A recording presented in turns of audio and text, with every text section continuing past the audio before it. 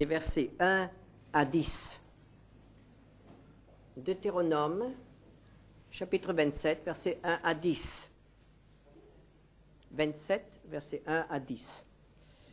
Moïse et les anciens d'Israël donnèrent cet ordre au peuple: observez tous les commandements que je vous prescris aujourd'hui.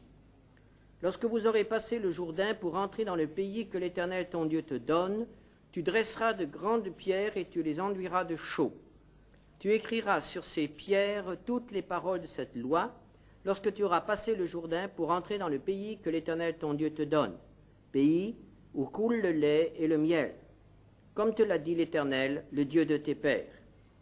Lorsque vous aurez passé le Jourdain, vous dresserez sur le mont Ébal ces pierres que je vous ordonne aujourd'hui de dresser, et tu les enduiras de chaux.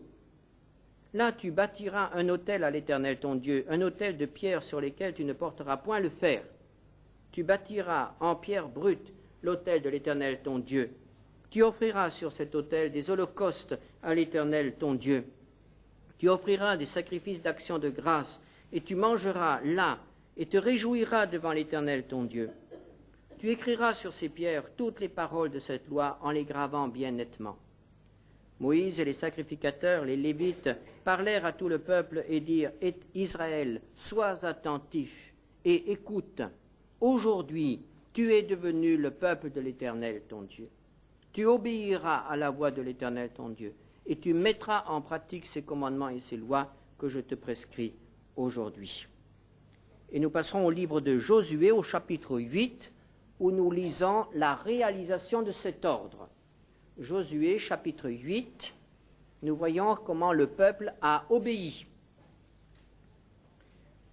Josué 8, versets 30 à 35.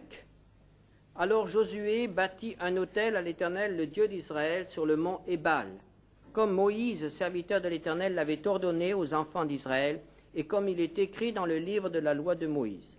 C'était un autel de pierres brutes, sur lesquelles on ne porta point le fer. Ils offrirent sur cet autel des holocaustes à l'Éternel, et ils présentèrent des sacrifices d'action de grâce. Et là, Josué écrivit sur les pierres une copie de la loi que Moïse avait écrite devant les enfants d'Israël. Tout Israël, ses anciens, ses officiers et ses juges se tenaient des deux côtés de l'arche, devant les sacrificateurs, les Lévites qui portaient l'arche de l'alliance de l'Éternel. Les étrangers, comme les enfants d'Israël, étaient là, moitié du côté du mont Garizim, moitié du côté du mont Ébal, selon l'ordre qu'avait précédemment donné Moïse, serviteur de l'Éternel, de bénir le peuple d'Israël.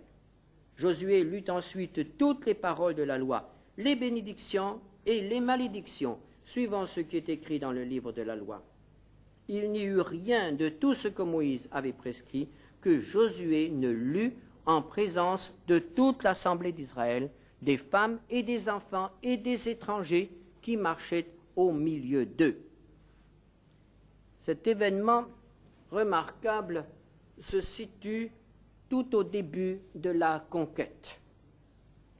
Israël est dans le pays de Canaan depuis peu de temps. La traversée du Jourdain a eu lieu miraculeusement. De l'autre côté a eu lieu la célébration de la fête de Pâques et la circoncision du peuple, puis la prise de Jéricho, et enfin la prise de la ville d'Aï. Et c'est après cette deuxième victoire que Josué se rend avec le peuple sur le mont Ébal pour dresser cet autel et pour dresser ces deux pierres, pour obéir aux ordres que Dieu avait donnés au peuple avant de franchir le Jourdain. Peu de temps après la circoncision de la nouvelle génération, voici donc le peuple rassemblé pour cet acte symbolique. Nous comprenons qu'il s'agit d'un culte, un culte d'action de grâce. Un autel va être dressé. C'est le premier autel bâti en Canaan. Il y a évidemment déjà un autel, l'autel d'Airain, qu'Israël a transporté avec lui pendant ses 40 années du désert. C'est sur cet autel que seront offerts à l'avenir tous les sacrifices. Mais là, Dieu a ordonné de dresser sur la terre promise, là, sur le mont Ébal, un autel. Un autel qui sera un hommage rendu au propriétaire du pays qui le confie maintenant au peuple d'Israël. Dieu le Créateur, Dieu le propriétaire du pays de Canaan, confie maintenant à son peuple la jouissance de cette terre, pays où coule le lait et le miel. Et le peuple qui prend en possession ce territoire va maintenant rendre grâce à Dieu et dire merci. Honorer le Dieu qui pourvoit à tous ses besoins et qui tient toutes ses promesses. C'est d'abord un hommage au Créateur. Vous avez remarqué, le peuple doit prendre des pierres et il lui est interdit d'y porter le fer, c'est-à-dire il est interdit de tailler les pierres. Il doit les prendre telles qu'il les trouvera, là, au sommet de cette montagne. Ce sont des pierres brutes. L'homme doit les employer telles qu'il les a trouvées, telles que le Créateur les a données. Il ne doit pas y porter la main. Il ne doit pas les arrondir. Il ne doit pas en modifier l'aspect. Il ne doit pas y porter son empreinte, la marque de l'industrie de l'homme. Non, ce sont des pierres telles qu'elles sont là, dans le champ, au sommet du mont Ébal. Ce sont des pierres brutes, et avec ces pierres-là, Dieu, le Créateur de toutes choses, va être adoré. En quelque sorte, l'homme adore Dieu avec ce qu'il reçoit de Dieu.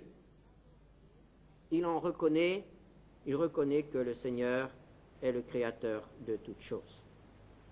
Et cela nous parle d'un culte dépouillé, un culte d'une simplicité extraordinaire. Pour les peuplades païennes qui pouvaient assister à ce culte, qui pouvaient être spectateurs de ce culte, ce devait être quelque chose d'extrêmement impressionnant.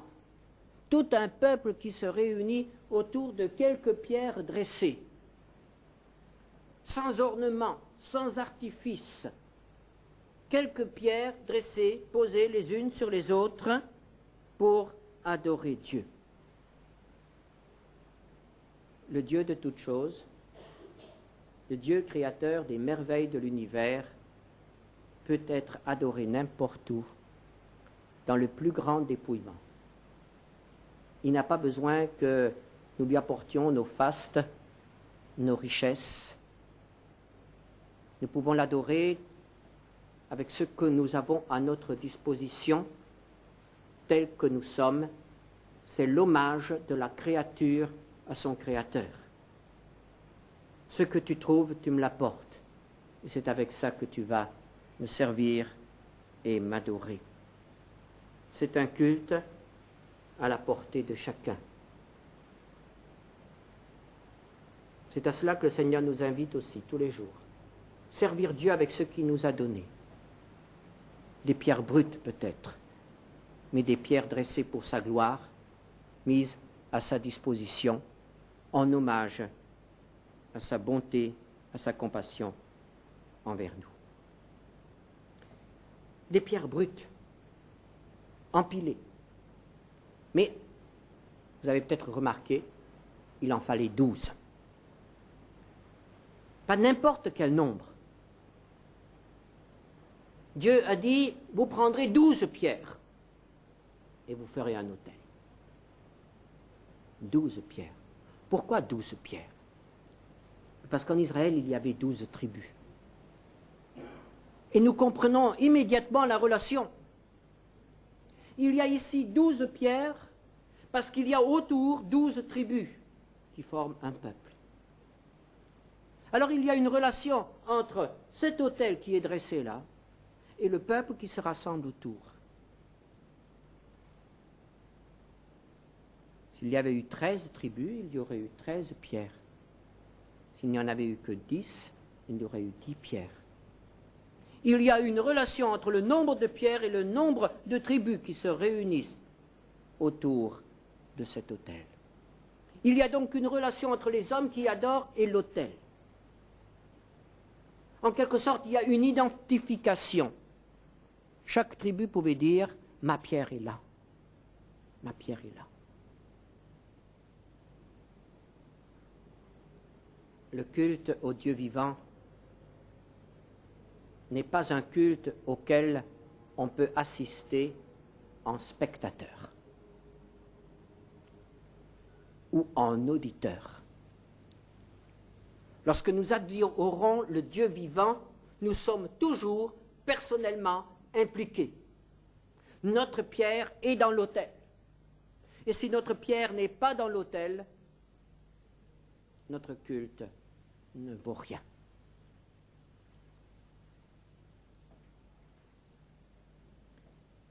Il y a une implication. Nous sommes là en communion avec l'autel. Et avec le Nouveau Testament, la Nouvelle Alliance, l'implication va beaucoup plus loin. Nous savons que nous ne sommes pas seulement en communion avec l'autel, mais nous sommes aussi en communion avec la victime, le Seigneur Jésus-Christ. Et le repas que nous venons de prendre tout à l'heure, c'est la manifestation de la communion avec celui qui a été sur l'autel, avec celui qui a été sur la croix. Il y a une identification. La vie chrétienne est avant tout une identification avec le Seigneur Jésus-Christ. Victime, mais aussi vainqueur, Fils de Dieu. C'est la raison pour laquelle nous ne pouvons pas simplement assister à un culte. Nous participons à un culte. Nous sommes impliqués, même si nous n'avons pas grand-chose à faire, peut-être, physiquement. Mais nous sommes dedans, nous sommes impliqués, comme Israël l'était, autour de cet autel de 12 pierres brutes. Mais à côté des pierres brutes, le peuple a dû dresser d'autres pierres. Et nous lisons encore une fois les versets 2 et 3 de Deutéronome 27. Lorsque vous aurez passé le Jourdain pour entrer dans le pays que l'Éternel ton Dieu te donne, tu dresseras de grandes pierres et tu les enduiras de chaux. Tu écriras sur ces pierres toutes les paroles de cette loi lorsque tu auras passé le Jourdain, pour entrer dans le pays que l'Éternel ton Dieu te donne. D'autres pierres. Des pierres qui ne seront pas entassées les unes sur les autres. Nous en ignorons le nombre. Mais nous remarquons que le peuple doit faire quelque chose avec ces pierres. Ce ne sont plus des pierres brutes. Ce sont des pierres gravées. L'homme y porte sa marque. Et ce sont des pierres peintes, blanchies de chaux. Elles seront gravées. Au verset 8. Tu écriras sur ces pierres toutes les paroles de cette loi en les gravant bien nettement, c'est-à-dire profondément, distinctement, de manière à ce qu'elles puissent être lues et que cela reste longtemps. Dieu a parlé à ce peuple. L'homme a entendu Dieu lui parler. Il a reçu un message. Et maintenant, il doit pouvoir s'en souvenir. Et c'est sa responsabilité de s'en souvenir. Et de créer les conditions qui permettront de transmettre cette parole aux générations suivantes. À cette époque-là, il n'y avait pas de moyen le plus sûr et le plus durable que de graver quelque chose dans une pierre. Et c'était un moyen tellement efficace que l'on retrouve encore aujourd'hui des pierres qui ont été gravées il y a des milliers d'années. Et nous voyons là l'importance que Dieu attache à ce que l'homme se souvienne de ce qui a été dit, de ce qu'il lui a dit. Ces choses-là se passaient il y a 35 siècles environ. L'hommage a été rendu au Créateur qui a donné le pays. Mais ce Créateur s'est révélé, ce Créateur n'a pas gardé le silence, il a parlé. Et c'est peut-être ce qu'il y a de plus extraordinaire que nous puissions dire aux hommes. Le Créateur est un Dieu qui parle. Le Créateur est un Dieu qui essaye de communiquer avec sa créature. Le Créateur est un Dieu qui se révèle. Et on peut l'entendre, ou tout au moins on peut recevoir, on peut prendre connaissance de sa parole. Le Créateur a voulu établir des relations entre sa créature et lui. Il a même voulu établir une alliance entre quelques hommes et lui. Et il a posé les fondements de cette alliance. Et Josué écrira, gravera dans ses pierres ce qui sont le fondement, ce qui représente le fondement de cette alliance, les termes de cette alliance. Alliance entre Dieu et son peuple d'Israël. Le peuple a entendu Dieu parler, mais pour conserver cette parole, il faut un autre moyen. Le proverbe le dit bien, les paroles s'envolent, mais les écrits restent. Et que nous servirait-il que Dieu ait parlé aux hommes il y a 35 siècles si nous ne pouvions plus savoir ce qu'il a dit? Ou si nous dépendions d'une transmission orale de génération en génération? Comment pourrions-nous savoir aujourd'hui que ce que nous ont transmis nos pères oralement correspond vraiment à ce qui a été dit à nos ancêtres? C'est absolument impossible. Et c'est pourquoi le Dieu qui a parlé a aussi donné l'Écriture. Il a permis que les hommes découvrent le moyen de graver les paroles, de garder la parole,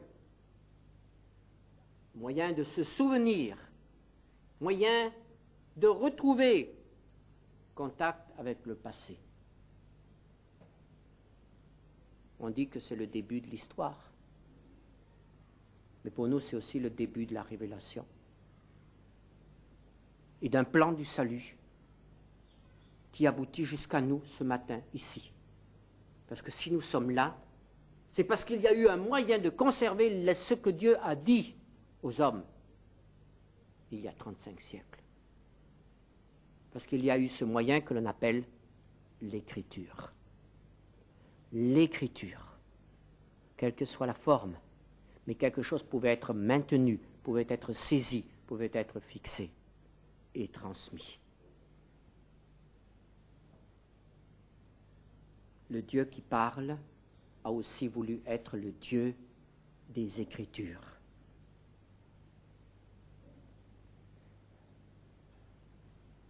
Et Israël, devant ses pierres, proclame qu'il est le peuple des Écritures.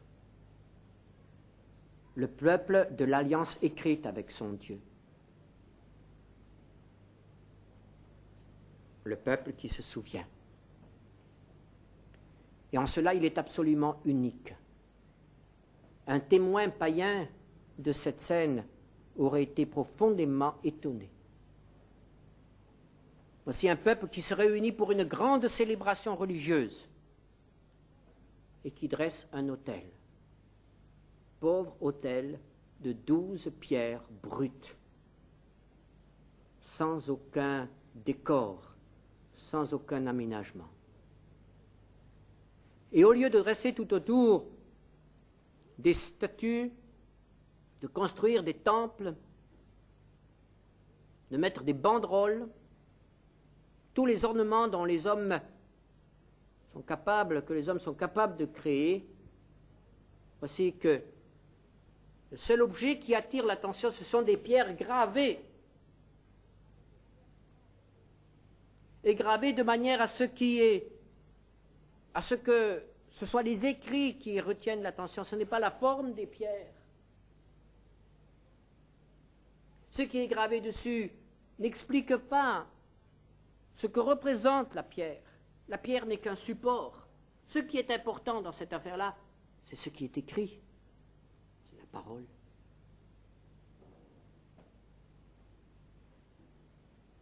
Aujourd'hui, nous avons d'autres moyens de transmettre la connaissance, de transmettre la parole. Nous avons le livre. Nous sommes venus ce matin dans cette salle avec notre Bible ou notre Nouveau Testament. Nous avons l'Écriture.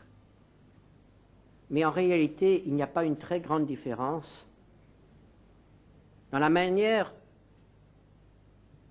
dont nous rencontrons notre Dieu avec la manière dont Josué rencontrait son Dieu. Tout était basé sur l'Écriture. Dieu avait donné sa parole, et cette parole était écrite, et il n'avait pas besoin de la répéter. C'était aux hommes de la transmettre de génération en génération, telle qu'il l'avait reçue. Et c'est ainsi qu'elle est venue jusqu'à nous. Et en somme, il n'y a pas d'autre moyen de rentrer en communication avec le Dieu vivant que par le moyen de la parole écrite, les Écritures. Et il n'y a pas moyen de rester en communion avec le Dieu vivant que par le moyen des Écritures. Et si nous mettons de côté les Écritures, si nous fermons notre Bible, si nous négligeons la lecture de la Bible, nous nous coupons du moyen de communiquer avec notre Dieu. Si nous cherchons un autre moyen de communiquer avec Dieu, la prière ou d'autres moyens encore, la méditation, tout ce qui est en dehors de la parole de Dieu, est une déviation dangereuse. Et nous ne rencontrerons pas le Dieu vivant, le Dieu des Écritures. Car notre Dieu, c'est le Dieu des Écritures. Le Dieu qui a parlé et qui a voulu que quelque chose reste. Pendant ces quelques journées que j'ai pu passer à l'écart, j'ai passé beaucoup de temps à lire simplement ma Bible. Sans faire de recherche, sans faire d'études, je n'avais rien emmené avec moi. Je n'ai pratiquement rien lu d'autre. La Bible. Quelle richesse! Quelle richesse! Et quelle conviction aussi qu'il n'y a que la parole de Dieu qui peut nous garder de l'erreur, qui peut nous garder des déviations et qui peut nous aider à vivre une vie chrétienne sainte et équilibrée. La parole de Dieu, le retour aux Écritures. Enfants de Dieu, nous sommes le peuple de l'Écriture. Si on nous prend l'Écriture, on nous coupe des relations avec Dieu. Quelques mots pour terminer concernant le lieu où se trouvait cet autel. Le peuple devait se partager en deux groupes. D'un côté, on se retrouvait sur le mont Ébal et de l'autre côté sur le mont Garizim. Et le texte de Deutéronome continue avec les bénédictions et les malédictions. Un groupe devait prononcer les bénédictions et un groupe prononçait les malédictions. Sur quelle montagne, de quel côté a été dressé l'autel? et ont été dressées les pierres? À votre avis, du côté des bénédictions ou du côté des malédictions?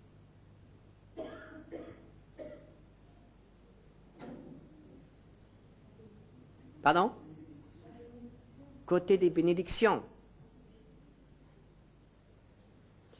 Regardez le chapitre 27, verset 13. Ben, vous avez trouvé puisque je ne suis pas d'accord. Eh bien, Ruben, Gad, Aser, Zabulon, Dan et Nephtali se tiendront sur le mont Ébal pour prononcer la malédiction. Ça nous étonne. L'autel et les pierres gravées, la parole de Dieu, sont sur le mont Ébal, le mont des malédictions.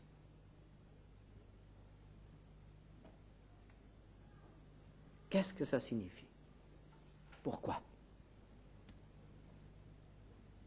Nous aurions logiquement dit, c'est du côté des bénédictions. C'est à l'autel qu'on est béni, c'est en lisant la parole de Dieu qu'on est béni. Il n'y a pas d'explication dans la parole de Dieu.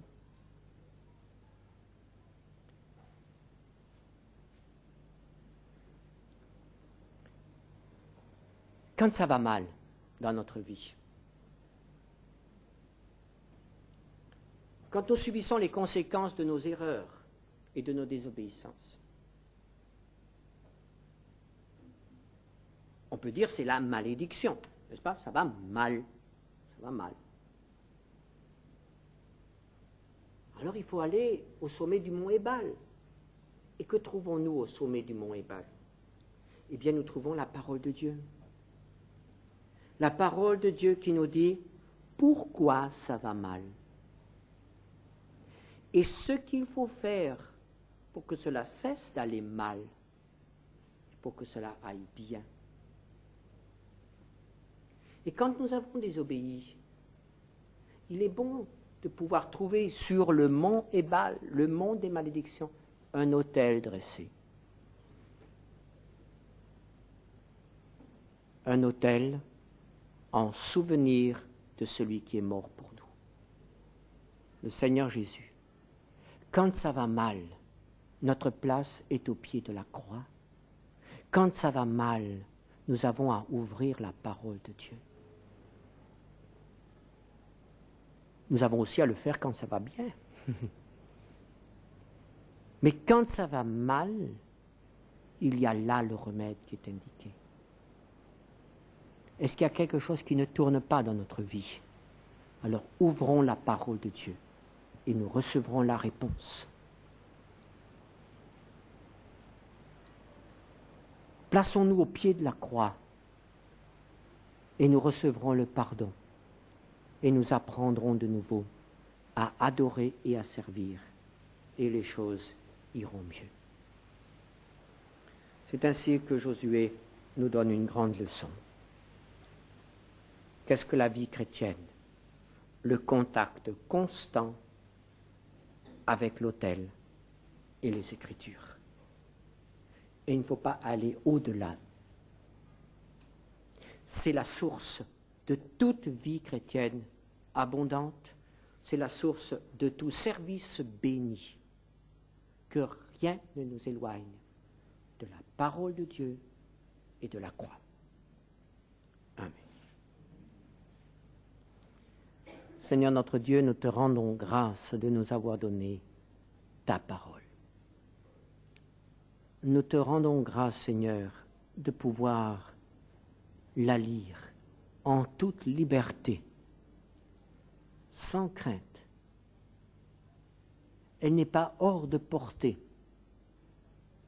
Merci pour tous ceux qui ont travaillé, qui ont souffert pour nous la transmettre, pour traduire, imprimer, la mettre à notre disposition. Et nous voulons aussi penser aux peuples qui ne l'ont pas encore, soit avec ceux qui essayent de la leur transmettre, soit avec tes enfants qui n'ont pas les moyens d'acquérir une Bible ou qui sont dans des pays où la lecture de la Bible est interdite ou dangereuse. Étends ta bonne main sur eux, Seigneur, et donne-leur cette nourriture indispensable. C'est ta parole. Veuille nous garder maintenant en toi, Seigneur, et nous bénir dans nos déplacements, dans nos vacances, dans nos activités, au nom de Jésus notre Sauveur. Amen.